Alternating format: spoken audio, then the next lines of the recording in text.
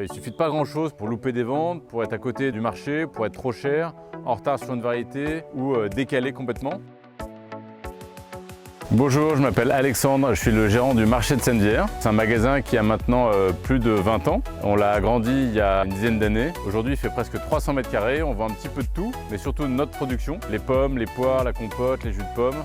Ça, c'est vraiment notre production. Et après, on travaille avec tout un tas de fournisseurs, comme par exemple la viande, le fromage, le vin, la bière locale, un réseau de partenaires locaux. Donc nous, on exploite en totalité sur 300 hectares. Sur les 300, il y a 80 de pommes et de poires. Le reste, c'est de la grande culture. Donc une partie de nos pommes et poires sont conditionnées dans notre station de conditionnement et partent vers Rungis, la grande distillerie, la restauration à domicile. Et une petite partie va dans notre magasin pour valoriser les gros calibres, les variétés un peu atypiques. On est là pour créer du lien dans les villages, faire plaisir à nos consommateurs et puis essayer de valoriser un petit peu mieux notre production locale.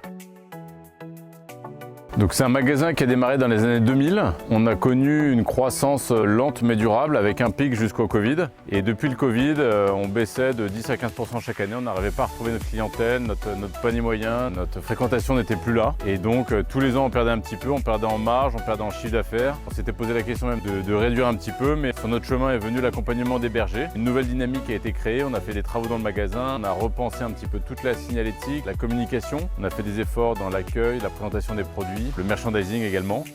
Et aujourd'hui, la chute s'est enrayée et on a de nouveau une petite croissance.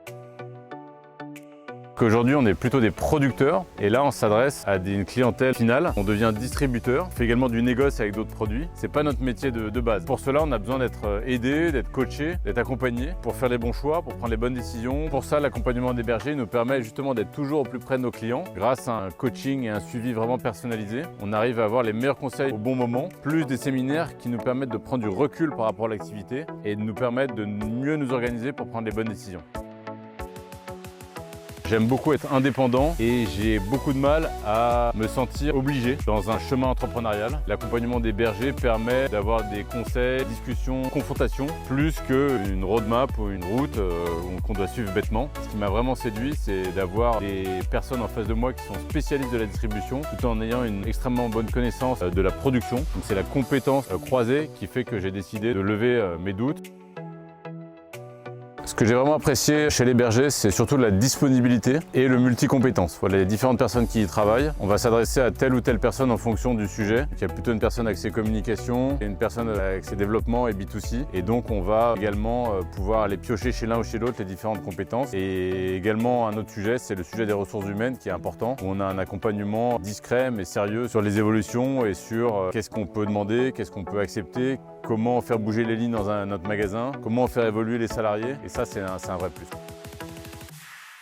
Donc depuis la signature, il y a de nombreux changements. Au-delà des chiffres qui sont encourageants, je dirais que l'accompagnement, il permet déjà de ne pas se sentir seul. C'est très important quand on est entrepreneur, de se sentir encouragé, de se sentir coaché, de sentir qu'il y a d'autres gens qui partagent les mêmes problématiques que nous et des gens qui ont trouvé des solutions à des questions qu'on se pose actuellement. Donc profiter de l'expérience d'autres personnes, c'est vraiment un plus pour tous.